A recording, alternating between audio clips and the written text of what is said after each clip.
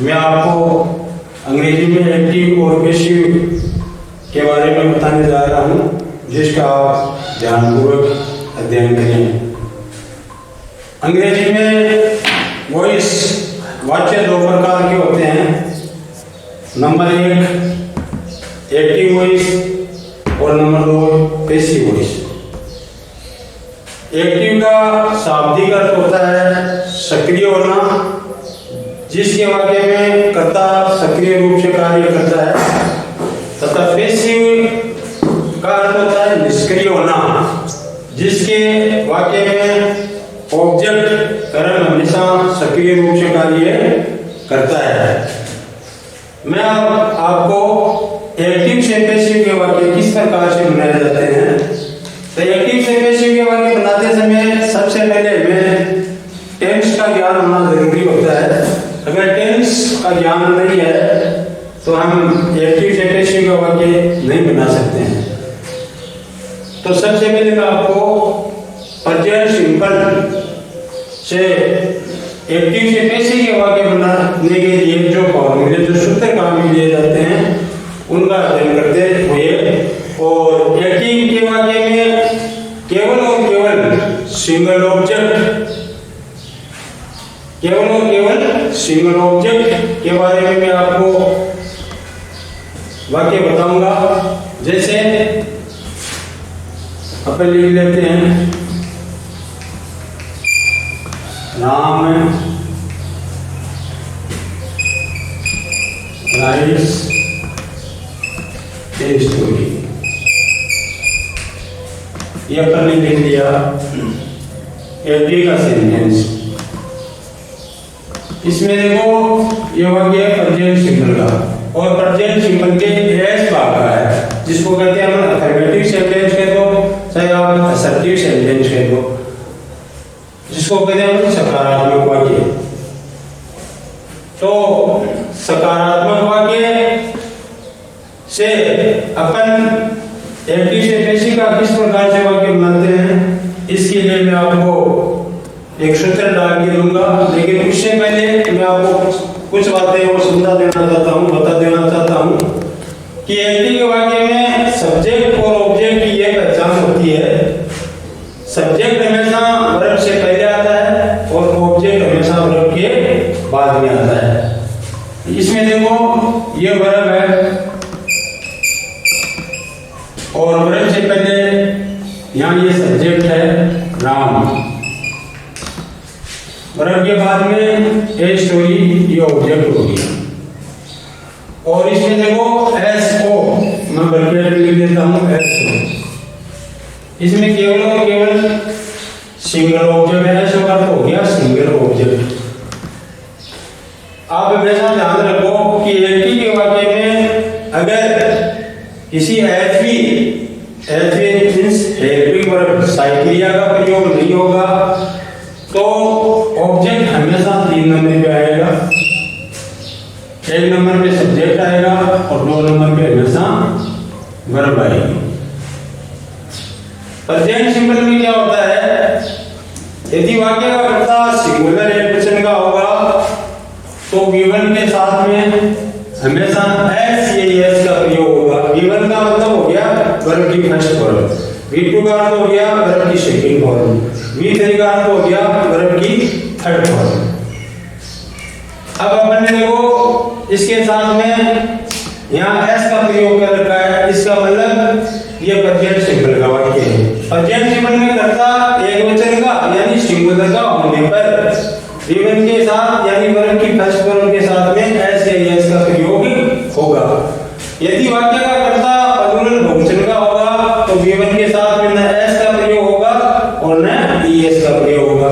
ये होगा केवल और केवल प्रेजेंट सिंपल का जो एस अफर्मेटिव सेंटेंस, जिसको अपन अफर्मेटिव सेंटेंस भी कह सकते हैं और असर्टिव सेंटेंस भी कह सकते हैं, जिसका अर्थ होता है सकारात्मक वाक्य।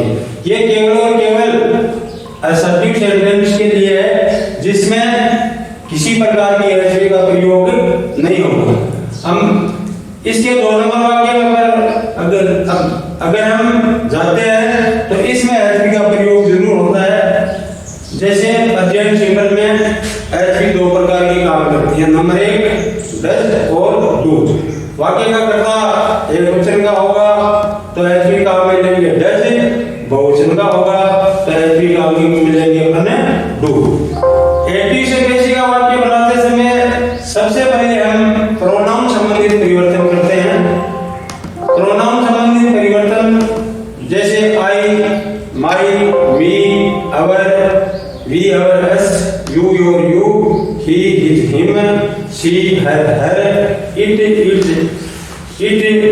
देयर। इसमें क्या होता है कि अगर प्रोनाउन की पहली अवस्था है एक्टिव के वाक्य में, अगर प्रोनाउन की पहली अवस्था है पैसिव का वाक्य बनाते समय हम हमेशा पहली को तीसरी में बदल देंगे। यदि एक्टिव के वाक्य में प्रोनाउन की तीसरी अवस्था है तो पैसिव का वाक्य बनाते समय हम तीसरी को पहली में बदल देंगे। अगर एक्टिव के वाक्य में प्रोनाउन की दूसरी अवस्था है तो पैसिव के वाक्य में हम दूसरी को दूसरी ही रखेंगे।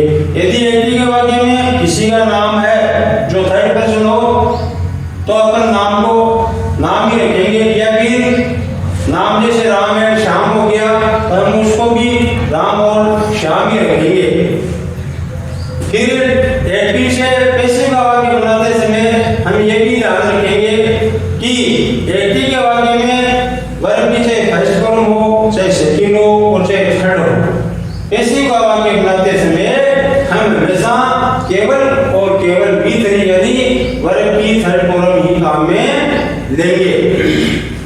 अब देखो ये मैंने आपको यहाँ सेंटेंस डाल के दिया है तो इसमें एचवी का प्रयोग नहीं हो रहा है, एचवी का प्रयोग हुआ ही नहीं है। एचवी एक तो प्रेजेंट सिंबल का पहला भाग, एक पास्ट सिंबल का पहला भाग, इस दो टेंस में एचवी का प्रयोग नहीं होता है। बाकी सभी टेंस में किसी न किसी एचवी का प्रयोग अवश्य होता है। अब मैं आपको ये भी बता देना चाहता हूँ एक्टिव के वाक्य में अगर कोई अनकाउंटेबल वस्तु नाउन आ रही है जिसकी अपन गिनती नहीं कर सकते हैं तो हम हमेशा उसको सिंगुलर ऑब्जेक्ट मानेंगे। अगर काउंटेबल वस्तु आ रही है तो अपन उसको सिंगुलर भी मान सकते हैं और प्लूरल भी मान सकते हैं। हमेशा ध्यान रखना एक्टिव के वाक्य में जो एचवी लगती है वो हमेशा कर्ता के अनुसार लगती है और पैसिव के वाक्य में एचवी हमेशा ऑब्जेक्ट के अनुसार लगती है। अपन एक्टिव से पैसिव का वाक्य बनाते समय अगर एक्टिव का वाक्य प्रेजेंट सिंपल टेंस में है तो पैसिव का वाक्य बनाते समय हम उसके अनुगामी यानी आगे वाले टेंस की एचवी काम में लेंगे। जैसे ये सेंटेंस मैंने लिख दिया आपको, ये प्रेजेंट सिंपल का है तो पैसिव का वाक्य बनाते समय हम इस ये प्रेजेंट सिंपल का होने के कारण एचवी प्रेजेंट कंटीन्यूअस की काम में लेंगे। एचवी किसकी काम में लेंगे?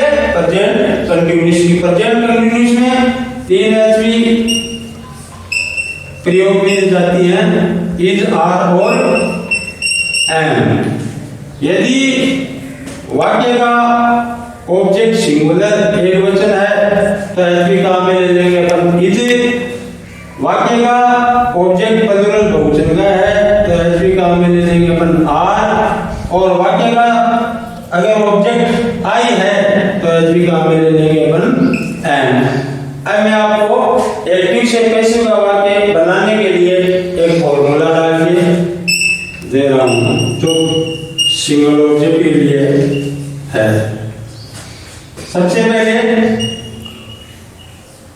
Object plus is, are, M.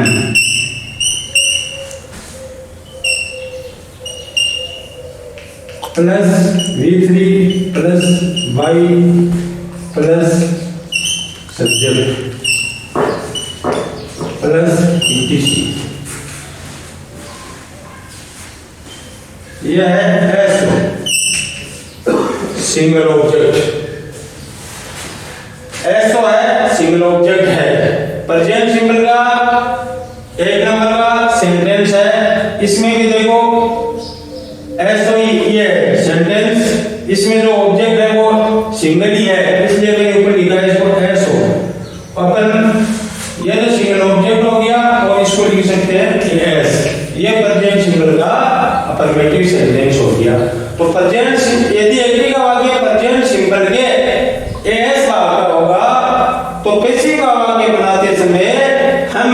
ये रचना सूत्र काम में ले सकते हैं। आप हमेशा ध्यान रखना, अगर एटी के वाक्य में किसी प्रकार की एचवी का प्रयोग नहीं हो रहा है तो जो पहला ऑब्जेक्ट आएगा वो हमेशा 3 नंबर पे आएगा, नंबर 2 जो दूसरा ऑब्जेक्ट आएगा वो 4 नंबर पे आएगा। अगर एटी के वाक्य में एचवी का प्रयोग हो जाता है तो जो पहला ऑब्जेक्ट होगा वो हमेशा 4 नंबर पे आएगा और दूसरा जो ऑब्जेक्ट होगा वो हमेशा 5 नंबर पे आएगा। तब इस वाक्य की इस फॉर्मूले सूत्र के अनुसार रचना करेंगे। तो इसमें सबसे पहले देखो फॉर्मूला में लिखा है ऑब्जेक्ट, ऊपर वाला वाक्य जो एक्टिव का है उसमें देख लो आप ऑब्जेक्ट क्या है, ऑब्जेक्ट है ए स्टोरी। सूत्र के अनुसार पेशी का वाक्य बनाने जा रहे हैं या पेशी का वाक्य रचना सूत्र काम में ले रहे हैं। पेशी का वाक्य बनाने के लिए अपन नीचे लिखे हुए सूत्र को काम में ले रहे हैं। सबसे पहले ऑब्जेक्ट है, ऑब्जेक्ट आपके पास ए स्टोरी लिख लिया स्टोरी। फिर 3 है अपने पास इज आर और एम। यदि ऑब्जेक्ट सिंगुलर एकवचन है तो एच भी काम में ले लो आप इज। ऑब्जेक्ट प्लूरल बहुवचन है तो एच भी काम में ले लो आर। ऑब्जेक्ट अगर आई आ रहा है तो एच भी काम में ले लो आप एम। तो ए स्टोरी सिंगुलर एकवचन है इसलिए अपन एच भी काम में लेंगे इज। आप हमेशा ध्यान रखना, अगर पेशी का वाक्य बनाने जा रहे हैं तो इसका जो पहला अक्षर है वो हमेशा कैपिटल लेटर में होना चाहिए, यानी बड़ी एबीसीडी में होना चाहिए। तो ए स्टोरी इज। फिर देखो मैंने लिखा है यहाँ B3 यानी वर्ब की थर्ड फॉर्म। तो एटी के वाक्य में देख लो 2 नंबर पे वर्ब आ रही है, ये वर्ब की फर्स्ट फॉर्म है। तो इसको अपन इस वाक्य में चाहे वर्ब की फर्स्ट फॉर्म हो, चाहे सेकंड हो, चाहे थर्ड हो और चाहे आईएनजी वाली हो, ऐसे का वाक्य बनाते समय हम हमेशा वर्ब की थर्ड फॉर्म ही काम में लेंगे। तो a story is written by Ram. Etc इस वाक्य में है नहीं, इटीसी नहीं है तो ये वाक्य अपना कंप्लीट हो गया।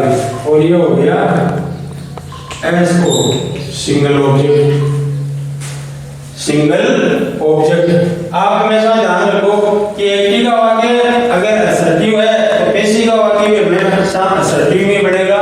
एटी का वाक्य नेगेटिव है तो पेशी का नेगेटिव बढ़ेगा। एटी का वाक्य इंट्रोगेटिव है तो पेशी का इंट्रोगेटिव बढ़ेगा।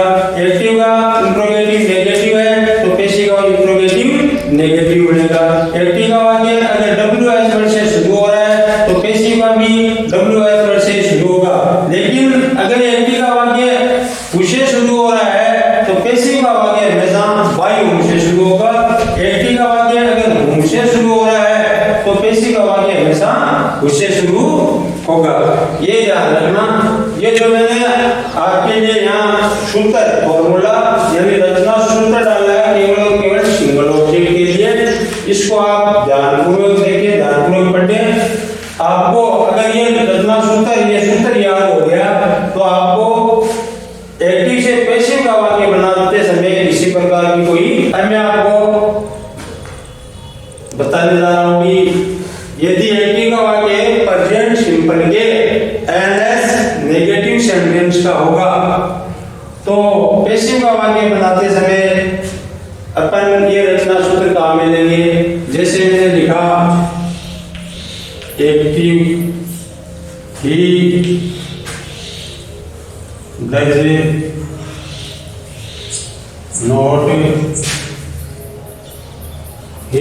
not write a novel।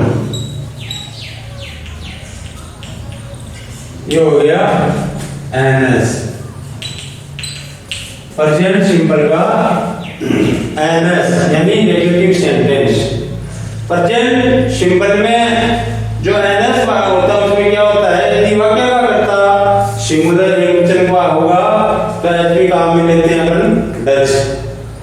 Does. और यदि वाक्य का कर्ता प्लूरल बहुवचन का होगा तो एचवी काम मिलेंगे अपन ने डू। अब इसमें देखो एंटी के वाक्य में एचवी का प्रयोग हो गया। अब एक नंबर पे कर्ता, 2 नंबर पे एचवी, 3 नंबर पे वर्ब और 4 पे हो गया ऑब्जेक्ट। तो इसमें ऑब्जेक्ट क्या हो गया? ये नॉवल। फिर से बता देता हूं मैं आपको कि सब्जेक्ट और ऑब्जेक्ट की यह पहचान होती है। अगर इस प्रकार से आपको समझ में नहीं आ रहा है तो आप ये ध्यान रखना, जो सब्जेक्ट होता है वो एचवी से पहले आता है और जो ऑब्जेक्ट होता है वो हमेशा एचवी के बाद में आता है। अब देखो एचवी यहाँ है तो एचवी से पहले यहाँ सब्जेक्ट आ रहा है और वर्ब ये है तो वर्ब से ये देखो वर्ब से पहले तो आ गया यहाँ, सॉरी वर्ब से पहले आ गया यहाँ सब्जेक्ट और वर्ब के बाद में आ गया यहाँ ऑब्जेक्ट। ये पहचान होती है इसकी। एक्टिव से पैसिव का वाक्य बनाते समय ये अपने को पहचान ध्यान में रखनी है कि सब्जेक्ट हमेशा वर्ब से पहले आता है और ऑब्जेक्ट हमेशा वर्ब के बाद में आता है। तो एक्टिव से अब पैसिव का वाक्य बनाते समय यदि एक्टिव का वाक्य नेगेटिव है तो पैसिव का वाक्य भी अपन नेगेटिव बनाएंगे। अब ये वाक्य प्रेजेंट सिंपल का मैं आज आपको केवल और केवल सिंगल जो ऑब्जेक्ट होगा इसके बारे में बताऊंगा और इसी के बारे में बताने जा रहा हूं। अब एक्टिव का वाक्य प्रेजेंट सिंपल टेंस के एनएस भाग का है तो पैसिव का वाक्य बनाते समय हम ये रचना सूत्र काम में ले लेंगे। सबसे पहले देखो ये रचना सूत्र हम काम में लेंगे, लेकिन प्रेजेंट सिंपल का यदि एनएस भाग है तो अपन पैसिव का वाक्य बनाते समय डू और डज होगा।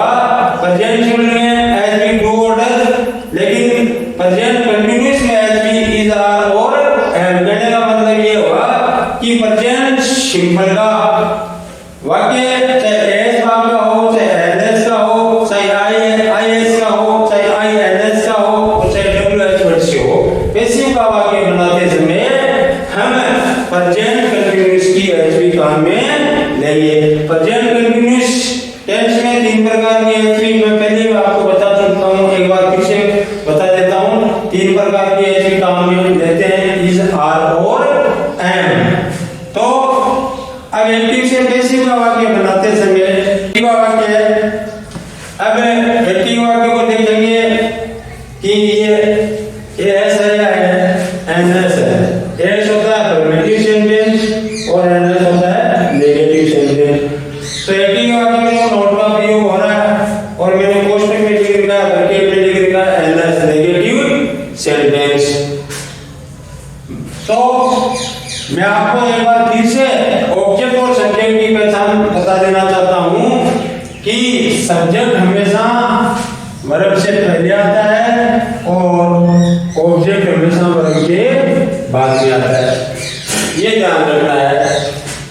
अब एक्टिव का वाक्य पता लग गया अपने को कि प्रेजेंट सिंपल का एनएस भाग है। प्रेजेंट सिंपल के एनएस भाग में क्या होता है कि अगर वाक्य का कर्ता सिंगुलर एक वचन है तो एचवी काम में लेते हैं डज, प्लूरल होगा तो एचवी काम में लेंगे डू। अब ये प्रेजेंट सिंपल का एनएस भाग हो, चाहे आईएस भाग हो, चाहे आईएनएस हो और चाहे डब्ल्यूएच वर्ड हो, सभी में ये एचवी काम में लेंगे अपन डू और डज। एक्टिव से पैसिव वाक्य बनाते समय हम अनुगामी टेंस की एचवी काम में लेते हैं। तो एक्टिव वाक्य प्रेजेंट सिंपल का है तो पैसिव वाक्य जब हम बनाएंगे तो इसके अनुगामी टेंस यानी प्रेजेंट कंटीन्यूअस की एचवी काम में लेंगे। प्रेजेंट कंटीन्यूअस टेंस में 3 एचवी काम में ली जाती है, प्रयोग में ली जाती है, इज, आर और एम। यदि वाक्य का ऑब्जेक्ट सिंगुलर होगा तो एचवी काम में लेंगे इज, ऑब्जेक्ट प्लूरल का होगा यानी बहुवचन का होगा तो एचवी काम में लेंगे आर, और ऑब्जेक्ट अगर आई होगा तो काम में लेंगे अपन एम। ये जो मैंने सूत्र आपको डाल के दिया है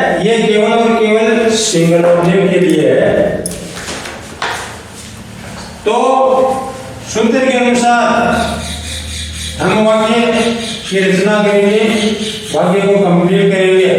तो सबसे पहले अपन देखते हैं ऑब्जेक्ट। ऑब्जेक्ट हो गया इसमें ए नोवेल। ए नोवेल, अब ये रखेंगे ए नोवेल सिंगुलर है या प्लूरल है, तो ये सिंगुलर है। देखो नोवेल से पहले ए का प्रयोग हो रहा है। अगर ऑब्जेक्ट से पहले ए एन वन इन का प्रयोग हो जाएगा तो वह हमेशा सिंगुलर ऑब्जेक्ट ही कहलाएगा।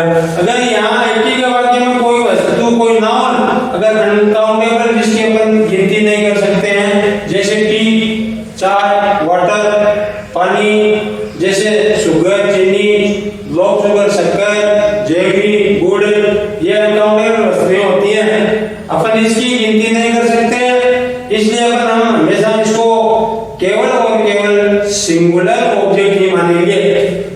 तो ए नोवेल यहाँ सिंगुलर ऑब्जेक्ट है, तो सिंगुलर ऑब्जेक्ट के लिए एस भी काम में लेते हैं इज। अगर यहाँ प्लूरल ऑब्जेक्ट होता तो एस भी काम में लेते अपन आर। अगर यहाँ ऑब्जेक्ट के रूप में आई होता तो एस भी काम में लेते अपन एम। A novel is. फिर देखो एक्टिव के वाक्य में नोट और 3 नंबर पे आ रहा है, तो पैसिव के वाक्य में भी नोट हमेशा 3 नंबर पे ही रहेगा, क्योंकि नोट कभी अपना स्थान नहीं छोड़ता है। यदि एक्टिव के वाक्य में नोट 3 नंबर पे है तो पैसिव के वाक्य में भी नोट 3 नंबर पे ही रहेगा। तो लिख दिया अपन ने एचपी के बाद में हो गया नोट। नोट के बाद में V3। तो एक्टिव के वाक्य में वर्ब की चाहे फर्स्ट फॉर्म हो, चाहे सेकंड हो, चाहे थर्ड हो और चाहे आईएनजी वाली हो, हम हमेशा पैसिव वाक्य बनाते समय सिर्फ और सिर्फ वर्ब की थर्ड फॉर्म में काम मिलेंगे। तो यहाँ देखो राइट फर्स्ट फॉर्म है, राइट फर्स्ट फॉर्म तो है, लेकिन देखो इसमें इसके साथ में एस या एस का प्रयोग नहीं हो रहा। क्यों नहीं हो रहा है? क्योंकि ये जो प्रेजेंट सिंबल का वाक्य तो है लेकिन एनएस भाग का है। तो एनएस भाग में क्या होता है कि यदि वाक्य का कर्ता एकवचन का होगा तो एस भी काम में लेंगे डज, बहुवचन का होगा तो काम में लेंगे डू। तो डू और डज का प्रयोग होते ही V1 के साथ में कभी अपन एस या एस का प्रयोग नहीं कर सकते हैं। चाहे वह वाक्य प्रेजेंट सिंबल के चाहे एनएस भाग का हो, चाहे आईएस भाग का हो, चाहे आईएनएस का हो और चाहे डब्ल्यूएच वर्ड का हो। एनएस नेगेटिव सेंटेंस आई हो जाता है, इंट्रोगेटिव सेंटेंस आईएनएस हो जाता है, इंट्रोगेटिव नेगेटिव सेंटेंस। और एक होता है WH word family. WH word जैसे हु, हुज, हुम, ये आगे के वीडियो में सारी चीजें आपको क्लियर करता रहूंगा, बताता रहूंगा। ए नोवेल इज नॉट। फिर देखो रिटर्न, ये लिख लिया आपने रिटर्न। फिर सूत्र में देखो V3 के बाद में है बाई, तो ये लिख लिया आपने बाई। बाई के बाद में है सब्जेक्ट, तो सब्जेक्ट एक्टिव वाक्य में देख लो। कहने का मतलब ये हुआ कि एक्टिव का वाक्य हमेशा हम आम भाषा में ये कह सकते हैं कि एक्टिव का जो वाक्य होगा वो सब्जेक्ट से शुरू होगा। वैसे भी मैंने आप लोगों को पहचान बता दी है कि सब्जेक्ट हमेशा वर्ब से पहले आता है और ऑब्जेक्ट हमेशा वर्ब के बाद में आता है। तो भाई फिर अपने पास है ही, तो ये प्रोनाउन की पहली अवस्था है। एक्टिव के वाक्य में अगर प्रोनाउन की पहली अवस्था होगी तो पैसिव का वाक्य बनाते समय हम प्रोनाउन की पहली अवस्था को तीसरी अवस्था में चेंज कर लेंगे। अगर यहाँ तीसरी है तो पैसिव का वाक्य बनाते समय तीसरी को पहली में, अगर दूसरी है तो हम हमेशा दूसरी को दूसरी रखेंगे। अगर किसी का नाम यहाँ आ रहा है तो नाम का नाम ही रखेंगे। कहने का मतलब ये हुआ कि एक्टिव के वाक्य में अगर सब्जेक्टिव ऑब्जेक्ट सब्जेक्टिव केस आ रहा है तो पैसिव का वाक्य बनाते समय ऑब्जेक्टिव केस में चेंज कर देंगे। अगर ऑब्जेक्टिव केस आ रहा है एक्टिव के वाक्य में तो पैसिव का वाक्य बनाते समय हम ऑब्जेक्टिव को हमेशा सब्जेक्टिव में बदल देंगे। अगर पजेसिव केस आ रहा है एक्टिव के वाक्य में तो पैसिव के वाक्य में हमेशा पजेसिव केस ही रहेगा, ये ध्यान रखना। तो ही यहाँ प्रोनाउन की पहली अवस्था है तो इसकी दूसरी होती है हिज और तीसरी हो जाती है हिम। ही इज हिम, तो ये लिख दिया अपन ने हिम। अब आगे एटी के वाक्य में देख लो ईटीसी है या नहीं है। ईटीसी एटी के वाक्य में नहीं है, तो अगर ईटीसी होगी तो पेशी के वाक्य में भी ईटीसी लिख देंगे, अगर ईटीसी नहीं होगी तो अपन नहीं लिखेंगे। सूत्र में देखो मैंने यहाँ ईटीसी अंत में लिखा है, लेकिन एटी के वाक्य में भी जो ईटीसी आएगी वो अंत में आएगी, और पेशी के वाक्य में जो ईटीसी आएगी वो हमेशा अंत में ही आएगी। अब ईटीसी है नहीं, इसका मतलब अपना वाक्य बन करके तैयार हो गया, अपना वाक्य कंप्लीट हो गया। अब ये एनएस है तो ये भी एनएस हो गया। हमेशा ध्यान रखना एटी का वाक्य अगर असर्टिव है तो पेशी का असर्टिव बनेगा, अगर एटी का नेगेटिव है तो पेशी का नेगेटिव बनेगा, अगर एटी का इंट्रोगेटिव है तो पेशी का इंट्रोगेटिव बनेगा, अगर एटी का इंट्रोगेटिव नेगेटिव है तो पेशी का इंट्रोगेटिव नेगेटिव बनेगा। यदि एटी का वाक्य डब्ल्यूएच वर्ड से शुरू हो रहा है तो पेशी का वाक्य भी हमेशा डब्ल्यूएच वर्ड से शुरू होगा। लेकिन ये ध्यान रखना यदि एटी का वाक्य हूं से शुरू हो रहा है तो पेशी का वाक्य हमेशा बाई हूं से शुरू हो जाएगा। यदि एटी का वाक्य हूं से शुरू होगा तो पेशी का वाक्य हमेशा उसे शुरू हो जाएगा। मैंने आपको आज केवल और केवल सिंगल ऑब्जेक्ट के लिए यह रचना सूत्र धारण के दिया है, आप इसका अध्ययन करना और इससे अध्ययन करके मैंने जिस प्रकार से आपको वाक्य बना के दिए हैं आप अपने हिसाब से वाक्य का निर्माण करते रहना। और डबल ऑब्जेक्ट के लिए मैं कल डबल ऑब्जेक्ट के लिए जो रचना सूत्र होगा वो मैं आपको कल वाले वीडियो में प्रोवाइड करवाऊंगा।